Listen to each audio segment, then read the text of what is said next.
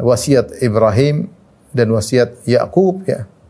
Allah berfirman, "Wa wassa biha Ibrahimu banihi wa Yaqubu ya baniya innallaha astafa lakumuddin fala tamutunna illa wa antum muslimun." Ayat 132. Dan Ibrahim berwasiat dengan Islam ya kepada putra-putranya.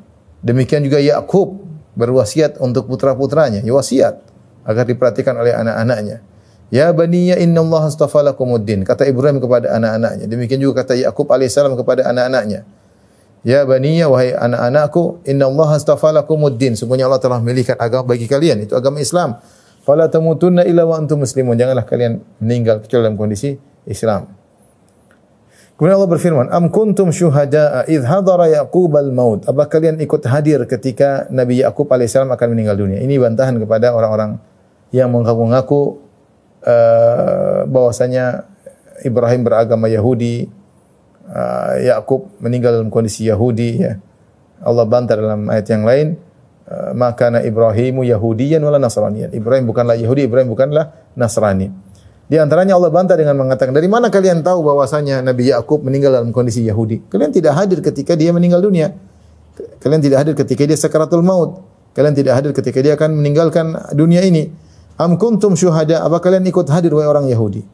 Yang kalian mengaku nenek moyang kalian Yakub beragama Yahudi. Idh hadara Yaqubal maut. Ketika kematian menghadiri Nabi Yakub alaihissalam, dia akan meninggal dunia. Idh qala li banihi, ketika Yakub bertanya kepada anak-anaknya, ma ta'buduna min ba'di? Apa yang kalian akan sembah sepeninggalku? Apa kata anak-anaknya? Qalu na'budu ilahaka wa ilaha abaika Ibrahim wa Ismail wa Ishaq ilahan wahida. Mereka berkata, anak-anaknya, kami akan menyembah Tuhanmu wahai ayahanda dan Tuhan nenek-nenek moyang kami, yaitu Ibrahim dan Ismail dan Ishaq, ilahan wahid, dan Tuhan yang esa, wa nahnu lahu muslimun, dan kami akan tunduk kepada Allah Subhanahu wa taala, pasrah kepada Allah, Islam kepada Allah Subhanahu wa taala. Ini di antara bagaimana perhatian orang tua terhadap anak-anak ya. Sampai memastikan bahwasanya anak-anak tetap istiqamah, tetap saleh meskipun orang tua sudah meninggal. Ibu dirahmati Allah Subhanahu wa taala. Kenapa demikian? Karena ya, kalau anak-anak ternyata saleh dan soleha, sebagian saya katakan di awal pengajian, yang paling beruntung adalah kita. Lebih daripada keuntungan anak-anak sendiri. Kenapa? Karena kalau anak-anak kita saleh dan soleh, kita yang bahagia dunia dan akhirat, ya. Kita yang bahagia dunia dan akhirat. Maka kita harus berjuang ya, karena memang hasilnya luar biasa, dan kita tahu hasil yang luar biasa butuh perjuangan yang luar biasa. Bayangkan anak kita pergi ke masjid, anak kita kalau disuruh nurut, anak kita baca Quran, anak kita kalau ngomong sama kita dengan penuh penghormatan, anak-anak kita, subhanallah, siapa yang tidak bahagia? Ini benar-benar kebahagiaan lebih daripada banyak hal. Ya, lebih daripada jalan-jalan ke luar negeri, lebih daripada punya harta yang mewah, punya anak yang saleh soleha, ini kebahagiaan yang luar biasa. Ya. Makanya untuk menjadikan mereka, sebabnya di antara selain kita berdoa, kita berusaha semaksimal mungkin agar anak menjadi anak soleh dan sabar dalam mendidik mereka, dekat dengan mereka, ngobrol dengan mereka, jalan-jalan dengan mereka, ya, masuk ke dalam hati mereka. Jadikanlah kita sebagai kawan mereka, tempat curhat mereka. Itu perlu perjuangan, tapi bisa, ya.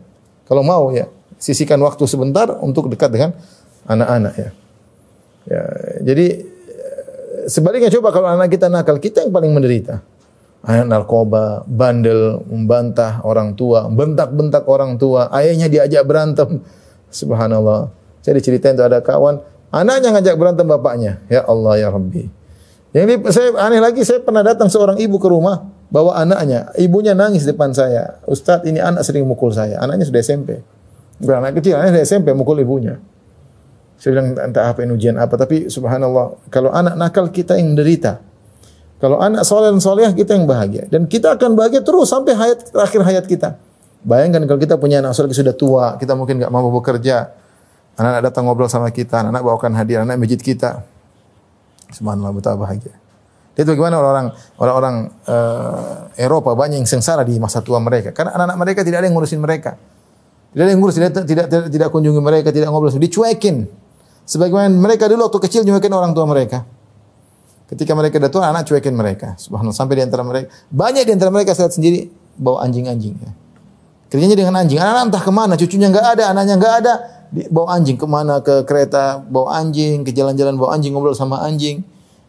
Sementara kalau kita lihat komunitas kaum muslimin, Masya Allah, bawa anak, bawa cucu, luar biasa ya.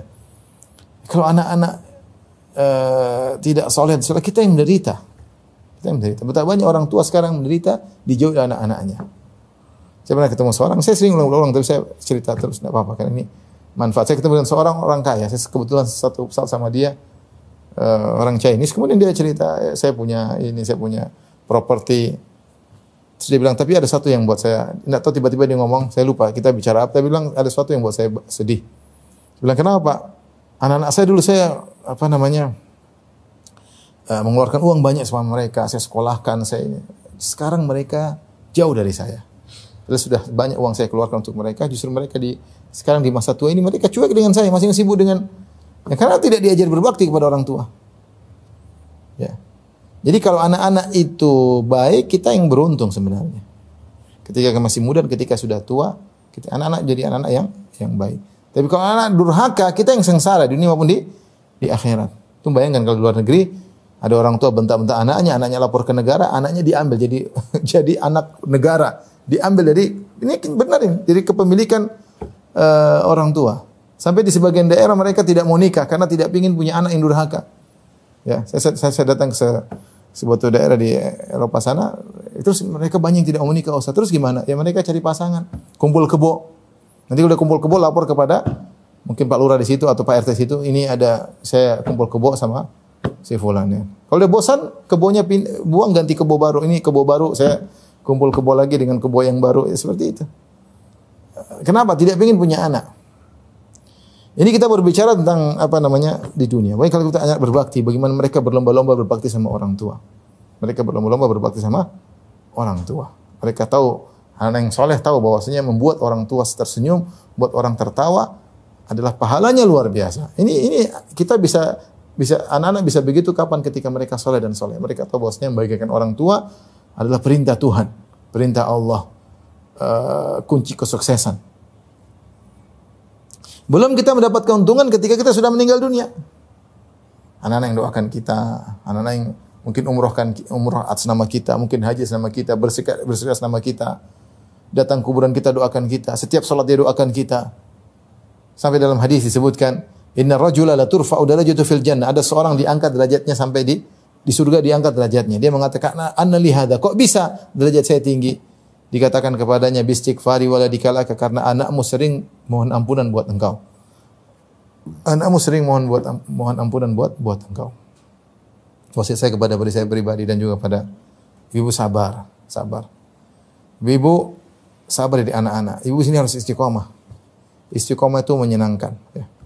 Istiqomah memang berat, tapi menyenangkan. Orang yang istiqomah, ya, dia akan diberikan husnul khatimah. Ya. Innal ladzina qalu rabbuna Allah tsumma istaqamu tatanazzalu 'alaihimul malaikatu alla takhafu wa la tahzanu wa abshiru bil jannati allati kuntum tu'adun. Sungguhnya seorang yang beriman dan kemudian mengatakan kami beriman dan mereka istiqamah, akan turun malaikat kepada mereka di akhir hayat mereka dengan berkata, jangan takut, jangan khawatir, dan gembiralah dengan surga yang telah dijanjikan oleh Allah kepada kalian. Caranya gimana? Istiqamah. Cari teman-teman yang baik, ya. Komunitas ibu-ibu yang baik, ya. Batasi tontonan, batasi pergaulan, batasi nonton medsos, ya. Jangan sampai hari-hari lewat tidak baca Quran. Ini ibu-ibu kadang-kadang seperti itu, ya. Hari-hari lewat, sehari, 2 hari, 1 lembar pun tidak dibuka. Kita baca semua berita olahraga kita baca, berita kecantikan kita baca, berita kriminal kita baca, berita politik kita baca, berita ekonomi kita baca, berita akhirat tidak kita baca. Berita tentang kampung kita yang sungguhnya tidak kita baca. Sebagaimana kita mau istiqomah? Kita jauh dari nuansa Islami. Jadi ini penting, ya, teman-teman yang baik. Nah, kalau orang istiqomah dia akan mendapatkan husnul khatimah. Orang istiqomah dia akan tentram dalam kehidupan. Allah akan berikan kebahagiaan. Innal ladzina qalu rabbuna Allahu tsumma istaqamu fala khaufun 'alaihim wa lahum yahzanun. Ulaika ashabul jannati. Kata Allah Subhanahu wa taala, sungguhnya orang-orang yang berkata kami beriman, kemudian mereka istiqamah, tidak ada kesedihan bagi mereka, tidak ada kekhawatiran bagi mereka. Kenapa? Karena mereka beriman. Orang yang beriman, apapun kondisi dia tenang. Kenapa? Dia prosedural. Dia sudah beriman, dia sudah sholat 5 waktu, dia sudah berdoa, dia sudah berdoa sudah ikhtiar, sudah terus apalagi dia pasrah kepada Allah Subhanahu wa taala. Berbeda dengan orang tidak beriman, ada suatu berita sedikit gelisah, ada suatu berita gelisah, kemudian macam-macam ya. Jadi orang yang istiqamah dia akan bahagia. Nah, keistiqomahan inilah yang kita harap berlanjut sampai anak-anak kita. Sampai anak-anak kita. Bersungguh-sungguhlah ya. Saya bilang apa, di antara umur kita kan terbatas ya. Ibu-ibu nggak tahu umur sampai kapan. Saya juga umur nggak tahu sampai kapan.